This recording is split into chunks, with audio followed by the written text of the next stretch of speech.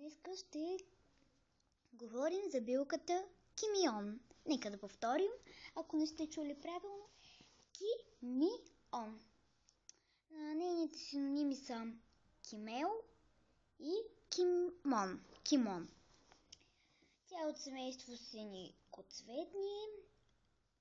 Родината му е в Североизточна Азия. У нас е култивирано растение. Описание на растението е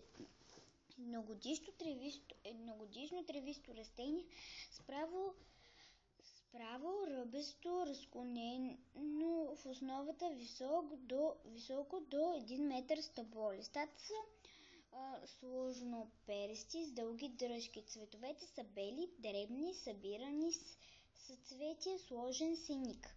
Плодът е яйцевиден, кафяв и двоен.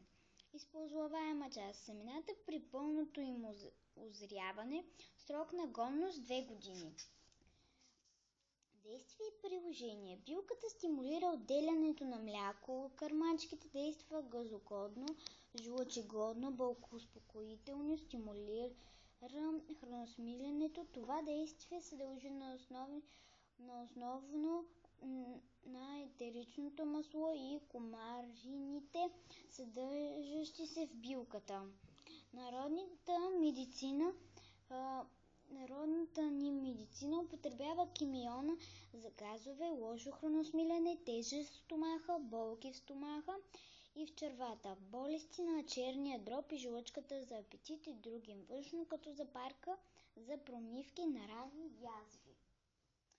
Употреба. Като запарка 1 чайна лъжичка леко счукано семе с 0,5 литра вода за ден. Това беше за билката. Поне тук в моята книжка за билки не пише, че има някакви странични ефекти, но преди да пиете, си консултирайте с лекар. Билките лекуват за нещо, но от друга страна нещо, един път лекуват, един път не лекуват, обаче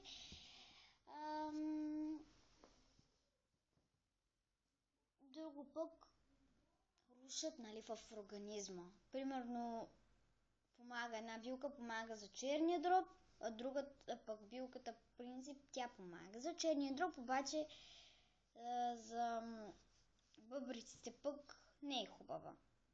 Затова се консултирайте с фитотерапевт и до скоро.